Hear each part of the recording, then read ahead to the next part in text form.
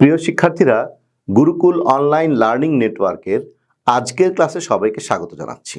আজ তোমাদের সাথে আছি আমি Mohammad Khaled Hossain, instructor civil technology, Dhaka polytechnic institute. তো বন্ধুরা, আজকে আমরা যে বিষয় নিয়ে আলাপ করব সেটা হচ্ছে ডিজাইন অফ স্ট্রাকচার 1, বিষয় কোড হচ্ছে 66463। আজকে আমরা সপ্তম অধ্যায় নিয়ে আলাপ করব। সপ্তম অধ্যায় হচ্ছে flexure formula and design of rectangular beam in WSD method. আজের তৃতীয় ক্লাস।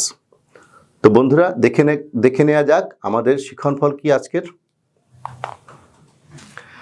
আজকের শিক্ষণফল হচ্ছে WSD পদ্ধতিতে আয়তাকার RCC বিম ডিজাইনের বিভিন্ন সূত্র সহ ধারাবাহিক ধাপসমূহ জানতে পারবো। আর আরেকটি হচ্ছে RCC বিমে ব্যবহৃত প্রধান রিইনফোর্সমেন্টের মধ্যকার ন্যূনতম ব্যবধান জানতে পারবো। বিম ডিজাইনের ধাপসমূহ। RCC বিমে ব্যবহৃত কংক্রিট ও লোহার চারিত্রিক বৈশিষ্ট্যাবলী জেনে নিম্নলিখিত ধাপসমূহ অনুসরণ করে বিম ডিজাইন করা হয়। বন্ধুরা, এখানে বলা হচ্ছে RCC বিমে ব্যবহৃত কংক্রিট ও স্টিলের চারিত্রিক বৈশিষ্ট্য। তো চারিত্রিক বৈশিষ্ট্য বলতে আমরা কি বুঝি? একেবারে ডিজাইনের জন্য যেটা আবশ্যিক চারিত্রিক বৈশিষ্ট্য হচ্ছে কংক্রিটের স্ট্রেংথ, তার মানে এটি কতটুকু বল নিতে পারে, সেই বলটাকে আমরা বলবো এটার মূল চারিত্রিক বৈশিষ্ট্য। আর স্টিলের ইল্ড স্ট্রেস কত, এটা তার একটা চারিত্রিক বৈশিষ্ট্য, এবং এর থেকে যে এন এর মানটা আসে মডুলার রেশিও, সেটাও এই তিনটা জিনিসই আমাদের বিশেষ দরকার পড়বে। তাই চারিত্রিক বৈশিষ্ট্য বলতে আসলে এই জিনিসগুলোকেই বোঝানো হয়েছে। তো এসিআই কোড অনুযায়ী সাধারণভাবে স্থাপিত ও পুরোপুরি অবিচ্ছিন্ন বিমের কার্যকরী স্প্যান নিম্নের সূত্রদ্বয়ের ন্যূনতমটি গ্রহণযোগ্য। এখন বন্ধুরা, এই স্প্যান জানার দরকার কি? কারণ স্প্যান যদি না জানি আমরা, তাহলে আমরা শিয়ার ফোর্সও নির্ণয় করতে পারবো না, বেন্ডিং মোমেন্টও নির্ণয় করতে পারবো না। তাহলে স্প্যান সম্পর্কে আমাদেরকে ধারণা রাখতে হবে স্পষ্ট।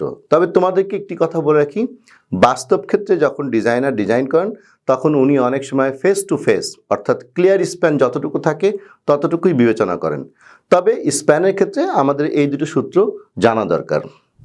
তো কার্যকরী স্প্যান হচ্ছে মুক্ত স্প্যান প্লাস বিমের কার্যকরী গভীরতা, আর 2 হচ্ছে কার্যকরী স্প্যান ইকুয়াল টু সাপোর্ট দ্বয়ের কেন্দ্র থেকে কেন্দ্র দূরত্ব। এখন বন্ধু, কথা হচ্ছে যে আমরা বিমটি তো ডিজাইনই করিনি, তো কার্যকরী গভীরতা পাবো কিভাবে? তাহলে এটা আনুমানিকভাবে ধরে নেওয়া হয়। এখন কথা হচ্ছে যে আমরা তো ডিজাইন করে আমাদের গভীরতা পাবো, কিন্তু তার আগেই আমার গভীরতা প্রয়োজন, কার্যকরী গভীরতা। তাহলে আমরা কি করব? আমরা একটি আনুমানিকভাবে ধরে নিই, এবং এই অনুমান যে করলাম সেটা ম্যাথমেটিক্যালি প্রুভ করে দেখবো যে হ্যাঁ ঠিক আছে। তাহলে এভাবেই আমাদেরকে এগিয়ে যেতে হয়। এবং প্রান্ত স্প্যানের ক্ষেত্রে নিম্নের ন্যূনতমটি। প্রান্ত স্প্যান বলতে আমরা কি বুঝবো? অনেকগুলি সাপোর্ট থাকবে।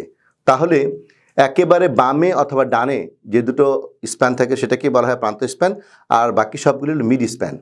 প্রান্ত স্প্যানের একদিকে বিম থাকবে, আরেকদিকে থাকবে না, এটাই হচ্ছে প্রান্ত স্প্যানের মূল কথা। তো দেখি প্রান্ত স্প্যানের ক্ষেত্রে কি বলা হচ্ছে। কার্যকরী স্প্যান ইকুয়াল টু মুক্ত স্প্যান প্লাস কার্যকরী গভীরতার অর্ধেক। আরেকটি হচ্ছে কার্যকরী স্প্যান হচ্ছে মুক্ত স্প্যান প্লাস বিচ্ছিন্ন প্রান্ত সাপোর্টের অর্ধেক। তাহলে আমরা এখানে কার্যকরী গভীরতার অর্ধেক নিব, আর একবার নিব যেই সাপোর্টের উপর অবস্থান করছে তার অর্ধেক, এবং এই দুটার মধ্যে এটা ন্যূনতম, সেটাই সাধারণত আমরা নিয়ে থাকি। বিমের নিজস্ব ওজন নির্ণয়ে আনুমানিক আকার বিবেচনা করা হয়। হ্যাঁ বন্ধুরা, এখানে আমরা ডিজাইন করব, ডিজাইনে আমাদের বিমের আকার আসবে, বের হয়ে আসবে, কিন্তু আকার বের হওয়ার আগেই আমাকে তার একটা ওজন ধরতে হয়। তাহলে আমি কিভাবে ধরব সেই আকারটা? সেই আনুমানিক পদ্ধতিটি হচ্ছে বিমের গভীরতা হবে 1/12 টু 1/10 ইন্টু বিমের মুক্ত স্প্যান, বিমের মুক্ত স্প্যান। তো এখন এখানে একটি জিনিস মনে রাখতে হবে যে প্রতি মিটার দৈর্ঘ্যের জন্য 8 to 10 সেন্টিমিটার গভীরতা ধরা হয়। 1/12 করলে কত হয়? সেটা প্রায় 8-এর কাছাকাছি হয়, আর 1/10 10। তাহলে এইভাবে আমরা ধরে এটার গভীরতা নির্ণয় করব। আর প্রস্থটা হচ্ছে গভীরতার হাফ অথবা 3/4, সাধারণত আমরা হাফ ধরে থাকি। আরেকটি বিষয়, প্রস্থটা সাধারণত নির্ভর করে যেই সাপোর্টের উপর অবস্থান করবে, যে কলামের উপরে, সেই কলামের অন্ততপক্ষে ন্যূনতম যে পার্শ্ব মাপ থাকে সেটা ধরতে হবে। যদি একটি কলাম থাকে যে 15 ইঞ্চি বাই 20 ইঞ্চি, তাহলে অন্ততপক্ষে 15 ইঞ্চি বিমের প্রস্থ হওয়া উচিত। তবে এটা হতেই হবে এমন কোনো কথা নাই, তবে এটাই সাধারণ প্র্যাকটিস। এবার আমরা ডিজাইনের ধাপসমূহগুলো দেখি। প্রথমেই ধাপ 1 ডিজাইন লোড নির্ণয়। এখন ডিজাইন লোড কি জিনিস? যেই লোডের সাপেক্ষে আমরা ডিজাইন করব। তাহলে ডিজাইন লোড আমাদের এই WSD মেথডে হচ্ছে একক দৈর্ঘ্যের বিমের নিজস্ব ওজন প্লাস একক দৈর্ঘ্যের চাপানো ওজন ইন্টু বিমের স্প্যান দৈর্ঘ্য, কারণ যতটুকু স্প্যান আছে সেইটাই আমাদের টোটাল লোড দিবে। তাহলে এখানে আমরা একক দৈর্ঘ্যে, যেটা হচ্ছে একক দৈর্ঘ্যে বিমের নিজস্ব ওজন এবং একক দৈর্ঘ্যে চাপানো ওজন, সেটাকে আমরা ওমেগা বলি। সেই ওমেগা ইন্টু এল এটা করলে কেজি হয়ে যাবে। তো এখন শিক্ষার্থীরা তোমরা দেখতে পাচ্ছ যে কিছু চিত্র দিয়েছে আমি নিচে, কারণ এটা বিমের বিভিন্ন বিম চেনানোর জন্য। যে একটি বিম এখানে দেখা যাচ্ছে, তোমরা দেখছো আংশিক অবিচ্ছিন্ন বিম, তারপর পুরোপুরি অবিচ্ছিন্ন বিম, আর একটি ওখানে ক্যান্টিলিভার বিম দেওয়া আছে। তা আংশিক অবিচ্ছিন্ন আমি বলেছিলাম যে এর এক পাশে বিম থাকবে আর এক পাশে থাকবে না। তো তোমরা দেখতে পাচ্ছ সেরকম আছে, এবং প্রান্ত দুই দিকেই কিন্তু এরকম আংশিক অবিচ্ছিন্ন বিম থাকবে। আর পুরোপুরি অবিচ্ছিন্ন বিম এই মাঝখানে থাকবে। তো পুরোপুরি অবিচ্ছিন্ন হচ্ছে যার দুদিকেই বিম আছে। এখন সিম্পলি সাপোর্টেড বিম এই পুরোপুরি অবিচ্ছিন্ন বিমের মতোই, কিন্তু এর দুই দিকে কোনো বিম থাকবে না, শুধুমাত্র দুইটি সাপোর্টই থাকবে, সেটা হচ্ছে সিম্পলি সাপোর্টেড বিম। তোমরা এগুলি স্ট্রাকচারে পড়েছো এবং স্ট্রাকচার মেকানিক্সও পড়েছো, কিন্তু আমি আবার একটু বলে দিচ্ছি জাস্ট বোঝার জন্য। আর উপরে ওমেগা কেজি পার মিটার সমভাবে বিস্তৃত লোড দেওয়া আছে। ঠিক ক্যান্টিলিভার বিমের ক্ষেত্রে একটাই সাপোর্ট থাকে, সেখানে দেখিয়ে দেওয়া হয়েছে, এবং এটার স্প্যান আমরা ক্লিয়ার স্প্যানটাই ধরবো এল, সেই ক্যান্টিলিভার বিমের ক্ষেত্রে আছে। তো এটা নিশ্চয়ই তোমরা বুঝতে পারছো। তো এবার দেখি অন্য স্লাইডে কি আছে। ধাপ 2 হচ্ছে সর্বোচ্চ শিয়ার ফোর্স নির্ণয়। এখানে সাধারণভাবে স্থাপিত ও পুরোপুরি অবিচ্ছিন্ন বিমের ক্ষেত্রে V equal to omega L divided by 2 বা W/2। ওমেগা হচ্ছে একক দৈর্ঘ্যে সমভাবে বিস্তৃত লোড, এটা আমাদের সাধারণভাবে স্থাপিত এবং পুরোপুরি অবিচ্ছিন্ন বিমের ক্ষেত্রে। এখন আংশিক অবিচ্ছিন্ন বিমের ক্ষেত্রে দুটো, একটি হচ্ছে অবিচ্ছিন্ন প্রান্তে V1 ইকুয়াল টু 0.6 ওমেগা এল বা 0.6 W, আর বি হচ্ছে বিচ্ছিন্ন প্রান্তে V2 equal to 0.4 into omega L equal to 0.4 W KG. আর ক্যান্টিলিভার বিমের ক্ষেত্রে হচ্ছে V equal to omega into L, কারণ একটাই সাপোর্ট এবং একটা সাপোর্টই সব লোড নিবে, এই জন্য ওমেগা ইন্টু এল সমান W কেজি হচ্ছে। ধাপ হচ্ছে সর্বোচ্চ বেন্ডিং মোমেন্ট। সাধারণভাবে স্থাপিত বিমের ক্ষেত্রে প্লাস মাইনাস কথাটা আমি লিখেছি M equal to omega L square by 8 equal to omega L, এইটা সমান সমান বড় ডাব্লু হয়, সেই W into L by 8 KG metre. এটাকে 100 দিয়ে গুণ করে আমরা সাধারণত অঙ্ক করে থাকি, তো সেটা আমরা অঙ্কের ক্ষেত্রে গেলে তখন আরও বিস্তারিত বলবো। তো এখানে প্লাস মাইনাস কেন দিলাম, কারণ এই মোমেন্টটা মিড স্প্যানে বেশি হয় এবং সাপোর্টের উপর বেশি হয়, এই জন্য প্লাস মাইনাস বলা হচ্ছে। পুরোপুরি অবিচ্ছিন্ন বিমের ক্ষেত্রেও ঠিক তাই, শুধুমাত্র কোএফিসিয়েন্ট চেঞ্জ হবে, 8-এর জায়গা হবে 12 WL স্কোয়ার বাই 12, আর আংশিক অবিচ্ছিন্ন বিমে হবে WL স্কোয়ার বাই 10, আর ক্যান্টিলিভার বিমের ক্ষেত্রে হচ্ছে omega L square by 2 equal to omega L by 2। এখন শুধুমাত্র ক্যান্টিলিভার বিমে মাইনাস দেওয়া আছে, এখানে কিন্তু প্লাস দেওয়া নেই। ক্যান্টিলিভার বিমে শুধুমাত্র মাইনাস হয়, কেননা উপরের ফাইবারের টেনশন হয়। তো এই মোমেন্টগুলি তোমরা এর আগেও জেনেছো, আর আজকে আমি যেই বিষয়গুলি নিয়ে বলছি এই সব সূত্রই কিন্তু আমরা এর আগে করেছি। আজকে শুধুমাত্র সকল সূত্রগুলো একত্র করছি, কারণ আমাদের পুরো ডিজাইনের জন্য এই সূত্রগুলি দরকার পড়বে। কার্যকরী গভীরতা, এই কার্যকরী গভীরতা সম্পর্কেও আলোচনা করা হয়েছে, এবং আমরা কার্যকরী গভীরতা নির্ণয় করেছি। তো D equal to root over M by R B, M হচ্ছে মোমেন্ট, আর হচ্ছে R equal to half FC কে বলা আছে, আর বি হচ্ছে প্রস্থ, সে প্রস্থটা তোমাদের বলেছি কীভাবে ধরতে হবে। আর মোট গভীরতা হচ্ছে ডি প্লাস মোট কাভারিং। তো তোমরা চিত্রটা একটু লক্ষ্য করো যে ডি দেওয়া আছে উপর থেকে নিয়ে একেবারে রডের সেন্টার পর্যন্ত, আর টোটাল ক্যাপিটাল ডি দেওয়া আছে উপর থেকে একদম নিচ পর্যন্ত। এই দুটোর পার্থক্য হচ্ছে মোট কাভারিং, সেটা আমরা সেন্টিমিটারেই সাধারণত প্রকাশ করে থাকি। আর ধাপ 5 হচ্ছে স্টিলের ক্ষেত্রফল নির্ণয়। AS equal to M by FS JD centimetre square. এটা এই যে কালো কালো তিনটি দেখতে পাচ্ছ, এইটাকে আমরা রড দেখাচ্ছি, এই ASটা হচ্ছে এভাবে বের হবে M বাই FS JD। এইগুলি সব কিন্তু আমরা পূর্বে আলোচনা করেছি, আজকে জাস্ট এগুলো সবগুলোর রিক্যাপ করার মতো। শিয়ার পীড়ন V equal to VCR by BD, এই শিয়ার পীড়ন চ্যাপ্টারে আমরা এই সম্পর্কে বিস্তারিত করেছি, তারপর আমি এখানে কিছুটা বলে দিচ্ছি যে V equal to VCR BD KG per square centimetre, আর ভিসিআর হচ্ছে বিম সাপোর্ট থেকে ডি দূরত্বে শিয়ার ফোর্স, সেটা কীভাবে বের করতে হবে, V minus omega into D by 100, কারণ ডিটা যেহেতু সেন্টিমিটার থাকে এই সেন্টিমিটারটাকে 100 দিয়ে ভাগ করে মিটার করতে হবে, কেননা ওমেগা থাকে কেজি পার মিটারে, সেজন্য এই কাজটা করতে হয়। তো সেটা কি, আর এই ভিটা হচ্ছে বিমের সাপোর্টের সর্বোচ্চ শিয়ার ফোর্স, যেটা আমরা ধাপ 2-এ বের করেছি। স্টিরাপের জন্য প্রয়োজনীয় ব্যবধান আমাদের ধাপ 7। এখানে বিম সাপোর্টের ফেস হতে মোট দূরত্ব ডি প্লাস এ প্লাস ডি ইকুয়াল টু এ প্লাস 20, এটাও আমরা কিন্তু করেছি যখন নাকি আমরা ওয়েব রিইনফোর্সমেন্টের ক্লাস নিয়েছি, তখন আমরা এই সব করেছি। বিমের প্রকারভেদ অনুযায়ী এর মান নিম্নে দেওয়া হলো, এই এটা হচ্ছে আমার বের করতে হবে। তো সাধারণভাবে স্থাপিত এবং পুরোপুরি অবিচ্ছিন্ন বিমের ক্ষেত্রে এর মানটা হচ্ছে এই এ L/2 মাইনাস D into V dash by V. এই ভি ড্যাশটা হচ্ছে অতিরিক্ত শিয়ার স্ট্রেস, যেটা কংক্রিট নিতে পারে না, সেটাই হচ্ছে ভি ড্যাশ।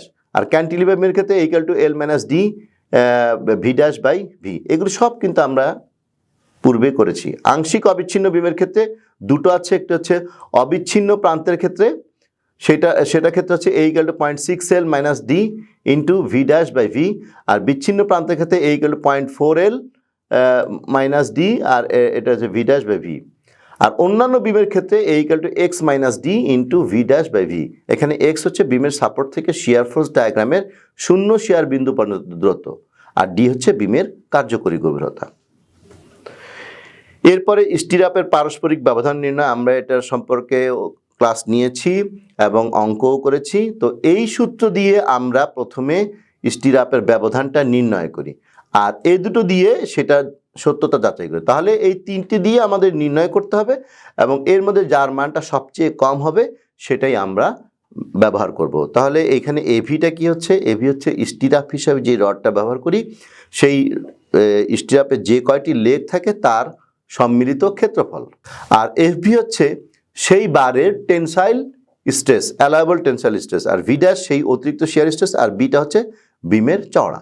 আর এখানে এই দুটো সূত্র আছে, এই দুটো সূত্র এসিআই কোড আমাদেরকে দিয়েছে যে AV by 0.0015 B R S equal to D by 2 কার্যকরী গভীরতার অর্ধেক, এই দুটো সূত্র দিয়েছে। এখন এই তিনটির মধ্যে যেটি সবচেয়ে কম হবে সেটি আমরা স্টিরাপ হিসাবে ব্যবহার করব। তারপর হচ্ছে বন্ধন প্রেরণ, বন্ড স্ট্রেস সম্পর্কেও আমরা পুরো একটি ক্লাস নিয়েছি, সেখান থেকে আমরা এটা প্রমাণও করেছি U equal to V by summation O JD, মানে সামেশন ও হচ্ছে যে কটি রড থাকবে তাদের পরিসীমার যোগফল, আর জেডি হচ্ছে লিভার আর্ম। তো ডাব্লিউএসডি পদ্ধতি ডিফর্ম বারের জন্য আমাদের কিছু সূত্র দেওয়া আছে। টপ বার যদি হয় তাহলে U equal to 2.29 root over F prime C by D. এখানে এফ প্রাইম সি হচ্ছে কংক্রিটের আলটিমেট স্ট্রেংথ, মানে যেই লোড দিলে পরে কংক্রিট ভেঙে যায়, যেই বিন্দুতে ভাঙে সেটাই, আর ডি হচ্ছে সেই রডের যেই রড ব্যবহার করা হবে সেই রডের ডায়া। তো এটা মান less or equal 24.6 KG per square centimetre. এর অর্থ হচ্ছে যে এই মানটা কখনোই 24.6-এর বেশি হবে না, যদি হয় তাহলে সেটা বাদ 24.6 ধরতে হবে। তো এখানে টপ বারের কথাটা চলে আসছে। টপ বার জিনিসটা কি, এটা আমি আগেও বলেছি। টপ বার হচ্ছে যেই বারের নিচে আমাদের কংক্রিট ঢালাই 12 ইঞ্চি বা 30 সেন্টিমিটার থাকবে সেটাকে আমরা টপ বার বলি, আর অন্যান্য বার হচ্ছে সেটা ছাড়া সেটা হচ্ছে 3.23 root over F prime C by D less or equal 35.2 kg per square centimetre.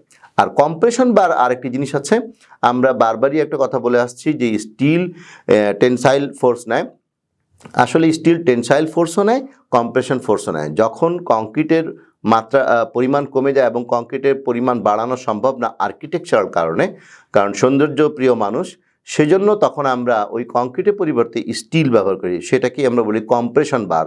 কারণ যেহেতু কংক্রিট নেয় কম্প্রেশন, আর যখন রড নিবে কম্প্রেশন তখন তাকে আমরা কম্প্রেশন বার হিসাবে চিহ্নিত করবো। তাছাড়া রড সবসময় টেনশন নিয়ে থাকে। তাহলে সেইটারও একটা সূত্র আমাদের এসিআই কোড দিয়ে দিয়েছে, সেটা হচ্ছে 4.38 root over F prime C by D less or equal 28 KG per centimetre square. তো এখানে একটি কথা বলে রাখি যে আমাদের এই সবই কিন্তু ডিফর্ম বারের জন্য। কেউ যদি প্লেন বার ইউজ করে তাহলে এই মানের অর্ধেক ধরতে হবে। তবে বর্তমানে প্লেন বার সাধারণত স্ট্রাকচারাল কাজে ব্যবহার করে না। প্লেন বার শুধুমাত্র আমাদের ফ্যানের হুক টুক বানানো, ছোটোখাটো আসবাবপত্র গৃহস্থালী কাজের জন্য যেটা কিচেনে ব্যবহার করে সেগুলি ব্যবহার করা, সব জায়গায় আমরা ডিফর্ম বারই ইউজ করি সাধারণত। ধাপ 10 বিস্তারিত চিত্র অঙ্কন। এখন যা আমরা করলাম সেটি কিন্তু আমাদের ইঞ্জিনিয়ারদের কথা হচ্ছে যে drawing is the language of engineers. তাহলে সেই সব কিছু এখন ড্রয়িংয়ে আমাকে উপস্থাপন করতে হবে। সেই উপস্থাপনটা হচ্ছে স্টেপ 10-এ। তো এই বিস্তারিত ডিজাইনে কি থাকবে? আমাদের থাকতে হবে বিমের ক্রস সেকশন, অন্ততপক্ষে দুটো দেওয়া ভালো, একটা সাপোর্টের উপরে এবং একটা মাঝ বিন্দুতে। তারপরে এই ক্রস সেকশনটা যে আছে তার ইফেক্টিভ ব্রেথ, টোটাল ডেপথ দেওয়া থাকবে। মেইন রিইনফোর্সমেন্ট কয়টা আছে এবং কোথায় বসানো আছে সেটা দিতে হবে। এই সকল বিস্তারিত চিত্র দেওয়া লাগে। তারপর বেন্ড কোথায় দিলাম, হুক কোথায় দিলাম, ল্যাপিংটা কোথায়, এগুলি সবই আমাদের এই ড্রয়িংয়ে দেখাতে হয়। তবে পরীক্ষার ক্ষেত্রে তোমাদের এত কিছু না করলেও চলবে, শুধুমাত্র ক্রস সেকশন আর লং সেকশনে শুধুমাত্র মিড স্প্যানে দেখালেই চলবে। সাধারণত এর চেয়ে বেশি আমরা চাই না, কারণ সময়ের ব্যাপার আছে। কারণ এই সকল অঙ্ক খুব সহজে করা যায় না, কারণ এটা ট্রায়াল অ্যান্ড এরর মেথডের অঙ্ক। কারণ অ্যাকুরেসি আনতে হলে অনেকবার এটা করে অ্যাকুরেসি আনতে হয়, কিন্তু পরীক্ষার ক্ষেত্রে এটা সম্ভব নয়। কিন্তু পরীক্ষার ক্ষেত্রেও যেহেতু আমাদের করতে হবে, তার যতটুকু তাড়াতাড়ি সম্ভব সেজন্য আমরা এই সব তথ্য যতটুকু সম্ভব দেব। তো আমরা দেখলাম এতক্ষণ বিম ডিজাইনের ধাপসমূহ। তো এরপরে দেখি কি আছে। রিইনফোর্সমেন্টের মধ্যকার ন্যূনতম ব্যবধান।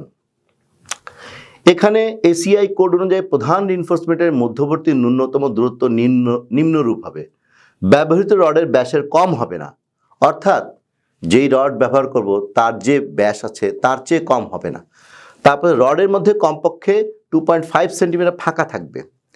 কমপক্ষে 2.5 সেন্টিমিটার মানে 1 ইঞ্চি ফাঁকা থাকতে হবে।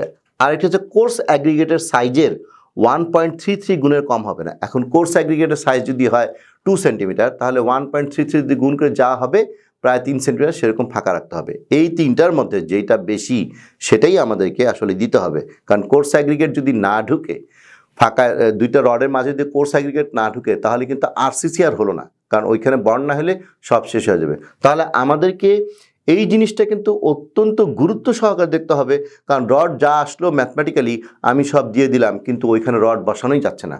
সেই ক্ষেত্রেই আমাদেরকে রডের ব্যাসের বিভিন্ন বিষয়টা চিন্তা করতে হয়। রডের ব্যাস কমাতে হয়, কখনো বাড়াতে হয় আমাদের এই কাজ করার জন্য।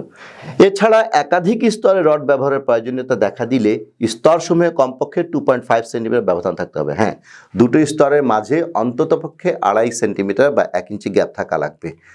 আচ্ছা, এই গ্যাপটি খুব বেশি হলে কিন্তু ইফেক্টিভ ডেপথের চেঞ্জ হয়। তোমরা এটা ডিজাইনের সময় বুঝতে পারবে। তা আমরা খুব বেশি চাই না, তবে আমরা চেষ্টা করব যে একাধিক স্তর যাতে দিতে না হয়। কিন্তু যতই চেষ্টা করি না কেন, অনেক ক্ষেত্রে এরকম হয় যে স্প্যান বড়, অনেক লোড বেশি, সেক্ষেত্রে আমাদেরকে করতেই হবে। কেননা অ্যাপার্টমেন্ট বিল্ডিংগুলিতে দেখা যায় যে 30 ফুট স্প্যানও থাকতে পারে। সেক্ষেত্রে আমাকে ডাবল লেয়ার রড দিতেই হবে, কারণ পার্কিং না হলে বাধাগ্রস্ত হয়। তো সেক্ষেত্রে আমাদেরকে এই জিনিসগুলো দেখতে হবে। তো পাঠ মূল্যায়ন।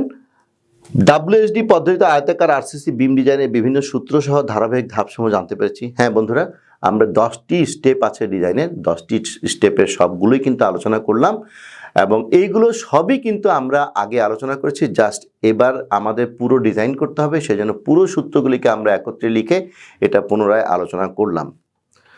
আরসিসি বিমে ব্যবহৃত প্রধান রিইনফোর্সমেন্টের মধ্যকার ন্যূনতম ব্যবধান জানতে পেরেছি। হ্যাঁ, এটাও আমরা জানতে পেরেছি যে কি ধরনের ব্যবধান থাকতে হবে কমপক্ষে, কারণ আমাকে মিনিমাম রিকোয়ারমেন্টস জানতে হবে।